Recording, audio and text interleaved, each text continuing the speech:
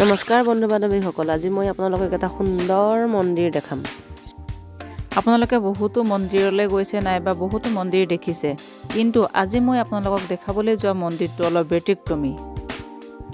ভিডিঅ'টো শেষৰলৈকে চাব, লগতে যদি চেনেলটো ছাবস্ক্ৰাইব কৰা নাই তেন্তে চেনেলটো ছাবস্ক্ৰাইব কৰি ল'ব আৰু এটা লাইক কৰিবলৈ নাপাহৰিব। আহক আমি সকলোৱে মন্দিৰটো চাওঁ। এই মন্দিৰটো প্ৰাকৃতিকভাৱে উদ্ভৱ হোৱা এটি জীৱন্ত মন্দিৰ।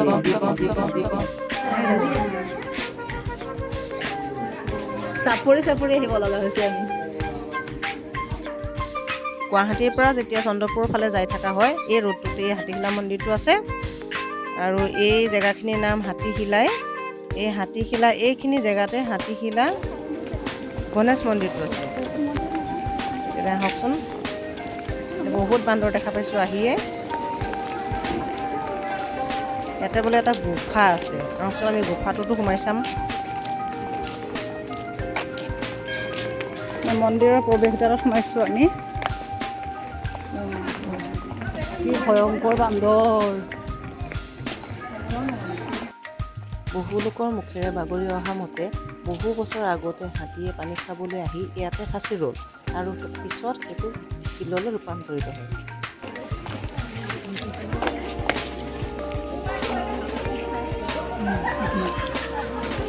কাষত এখন ব্ৰহ্মপুত্ৰ নদীৰ পাৰতে হাতীশিলা মন্দিৰটো।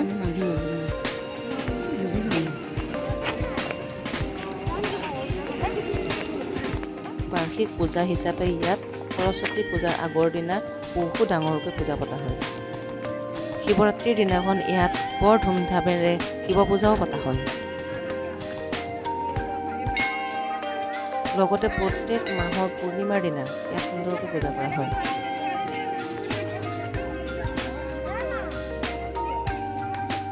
এইখনে হ'ল সেই মস্ত শিলখন য'ত হাতীৰ মূৰটো আমি দেখা পাম।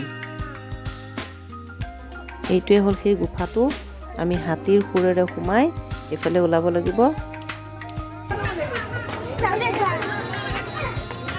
তলতে এটা শিৱলিংগ আছে, শিৱক পূজা কৰা হয় ইয়াতে।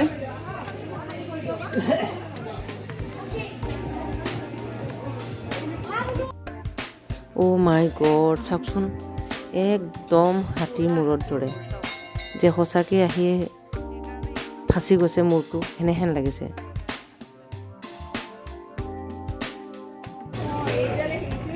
এই সুৰৰ তলেৰে আমি যাব লাগিব। এতিয়া এইটোৱে গুফা।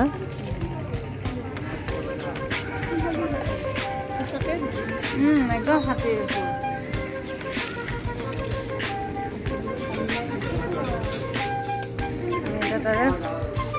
ৰাস্তা আছে, তলেদি আমি যাম।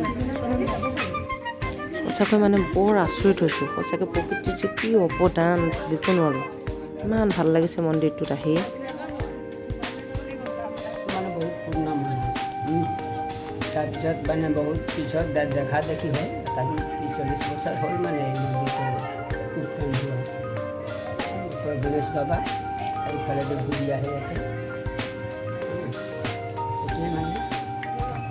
ধন্যবাদ বাৰু।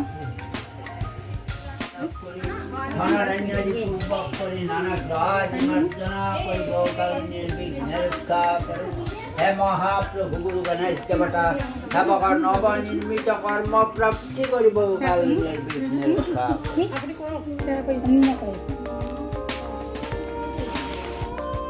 পূজা ভাগ কৰাৰ পিছতে এয়া গুফা আৰম্ভ হৈছে। লাইট জ্বলাইহে যাব পাৰি। চব শিল আৰু শিলৰ মাজেদি ৰাস্তাটো বনাইছে।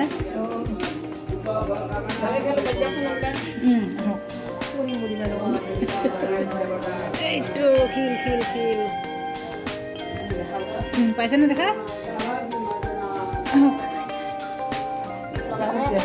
মস্ত এখন শিল একদম।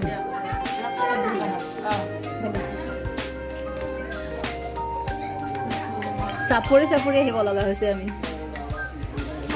বিৰাট ডাঙৰ শিল। তাৰ পৰা আহি এতিয়া আমি শিলটোৰ পোহৰখিনি পাইছোঁ। এতিয়া ইয়াতে শিৱ বাবা পূজা কৰা হয়।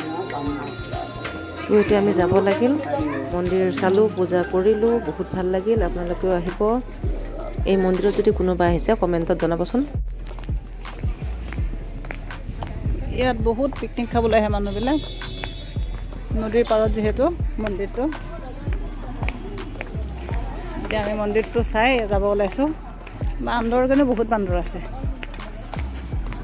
এইবছৰ পিকনিক খাবলৈ অহা গাড়ী, এপাৰত ধুনীয়া পিকনিক হয়।